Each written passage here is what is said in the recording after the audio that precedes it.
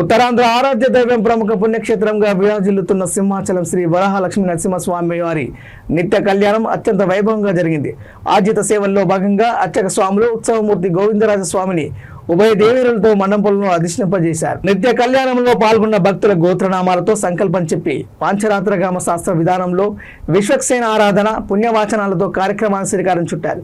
కంకణ ధారణ, నూతన యజ్ఞోపవీత సమర్పణ, జీలకర్ర, బెల్లం, మాంగళ్య ధారణ, తలంబ్రాల ప్రక్రియలను కమనీయంగా జరిపించారు. మంత్రపుష్పం, మంగళ శాస్త్రాల తర్వాత భక్తులకు వేదాశీర్వచనాలు, శేషవస్త్రాలు, స్వామివారి ప్రసాదాలను అందజేశారు.